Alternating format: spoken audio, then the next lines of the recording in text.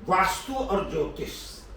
ज्योतिष जहाँ जीवन के एक एक अंग प्रत्यंग की गणना करके कौन सा ग्रह कहाँ बैठा हुआ है, ग्रहों की गणना करके अंग प्रत्यंग के कोई रोग हों, कोई दोष हों, समृद्धि कैसे मिले, इन सब का निरूपण करती। वहीं पर वास्तु घर कैसा हो, इसका निरूपण करता है।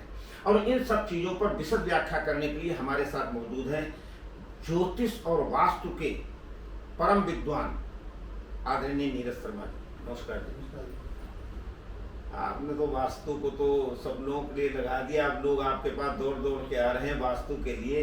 नीरज जी, ये वास्तु जो है आज का युग है वैज्ञानिक को, और इतने फ्लैट बन रहे हैं, इतने क्वार्टर बन रहे हैं, इतने मकान बन रहे हैं, इतनी बिल्डिंगें, इनको कहाँ तक वास्तु को देखना चाहिए, वास्तु के जो मूल मंत्र है उसका परिपालन करना चाहिए, और अगर वास्तु सही है तो क्या उसका फल है, और अगर वास्तु गलत हो जाता है तो क्या नुकसान है। आप इससे प्रकार एक एक चीज आप मेरे सारे श्रद्धालुओं को और सारे दर्शकों को बताइए। देखिए, वास्तु का आज के ज़माने में बहुत ज़्यादा इम्पोर्टेंस है।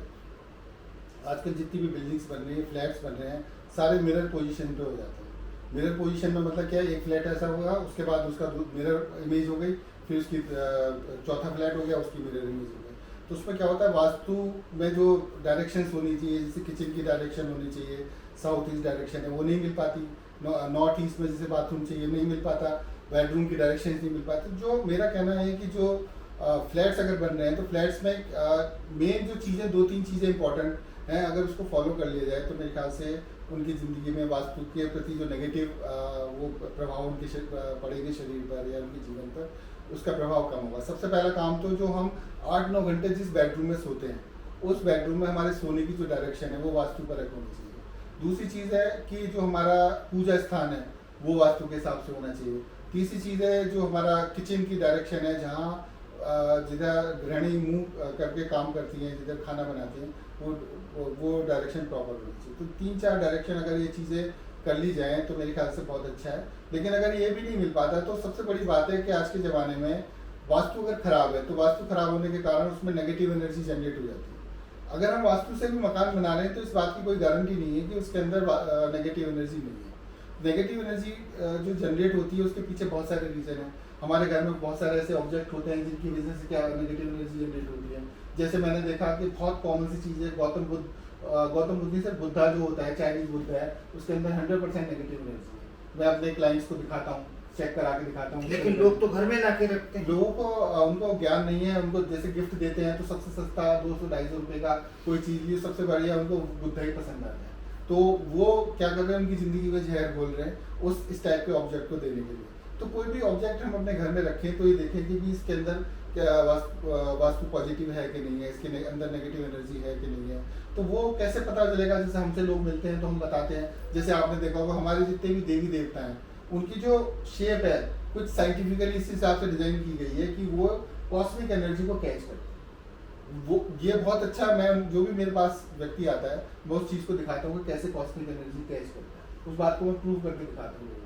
तो ऐसी चीज़ें जो बुद्धा, लाफिंग बुद्धा या कछुआ या कांच के ऐसे ऑब्जेक्ट्स होते हैं जिनके अंदर नेगेटिव एनर्जी होती है। दूसरी चीज़ जियोपैथिक स्ट्रेस डेवलप होता है, वो उसका कोई रीज़न नहीं होता। कहीं जैसे लाइन जा रही है, इलेक्ट्रिकल लाइन जा रही है, कहीं गैस पाइप लाइन जा रही है, या और बहुत सारी चीज़ें नेगेटिव, सीवर की लाइन आसपास से कहीं जा रही है जिसका इफेक्ट रेजोनेंस इफेक्ट हमारे नाला है, कहीं पे ट्रांसफार्मर लगा हुआ है दरवाजे के बाहर। जो रेजोनेंस इफेक्ट है हमारे अगर प्रेमाइसिस में आते हैं तो उसकी वजह से जियोपैथिक स्ट्रेस डेवलप हो जाता है।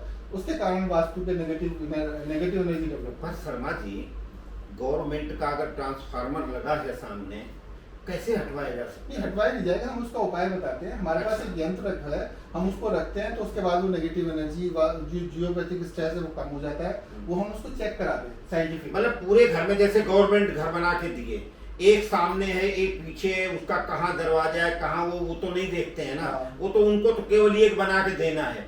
तो उस घर में प्रवेश करने से पहले क्या वास्तु शास्त्री से वहां की पैमाइश वगैरह करवा के दिखा करके प्रवेश किया जाए? आपका कहने का मतलब ये है?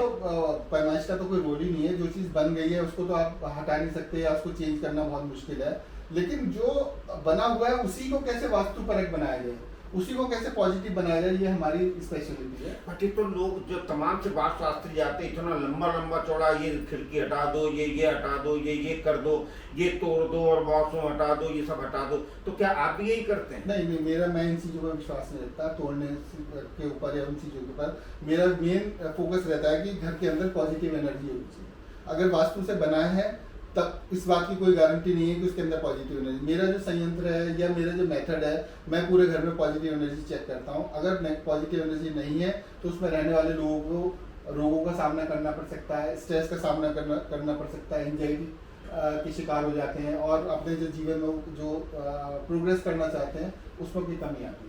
और मैंने बहुत 5-6 साल से मैं इस चीज़ को देख रहा हूँ कि जिन जिन लोगों का मैंने पॉजिटिव एनर्जी में कन्वर्ट किया, उनकी ऑफिस को, उनकी शॉप्स को, उनके पॉजिटिव इफेक्ट आते हैं। इवन बहुत से लोग तो फ़ोन करके मेरे को थैंक यू बोलते हैं। तो चलिए, वास्तु का धन्यवाद तो हम भी आपका कर रहे हैं कि हमारे लाखों दर्शक जो देख रहे हैं उनके लिए आपने ज्ञान की बात बताई, और पॉजिटिव एनर्जी कैसे होगी, और जो बताया, बहुत बड़ी बात बताई है कि आपने वास्तु के हिसाब से घर बनाया, तो वहां नेगेटिव अगर एनर्जी है तो फिर वो उसका प्रतिफल नहीं मिलेगा आपको। तो कैसे पॉजिटिव नेगेटिव एनर्जी को पॉजिटिव एनर्जी में कैसे बदला जा सकता है, और बिना तोड़ फोड़ किए कैसे वास्तु पर बनाया जा सकता है, ये सब विधा आदरणीय नीरज जी ने आपको बताई है। और विशेष जानकारी के लिए आप अपना नंबर और ईमेल बता दें। मेरा नंबर है 9811844087 और ईमेल एड्रेस है neeraj@nakshatragyan.com। इस नंबर पे आप बात कर सकते हैं, पूछ सकते हैं, और आपको एक स्थान जो ऑफिस है वहां बुलाया जा सकता है। आपको जिज्ञासा है अगर, क्योंकि आप बहुत जगह भटक चुके हैं, जगह जगह जाकर के ज्योतिषियों से जाकर के अपना टेवा दिखा चुके हैं, जगह जगह जाकर के आपने घर में ला करके लोगों को आपने एनर्जी चेक करवाई है, लेकिन संयंत्र के माध्यम से, वैज्ञानिक रूप से और वास्तु के रूप से अगर वास्तव में आपको अपनी एनर्जी घर की देखनी है तो टेलीफोन नंबर आपको बता दिया गया है, बात करें उस पे, ईमेल एड्रेस बता दिया गया है, देखें उसे, गूगल पर देखें नक्षत्र ज्ञान। धन्यवाद, नमस्कार, जुड़े रहें हमारे साथ।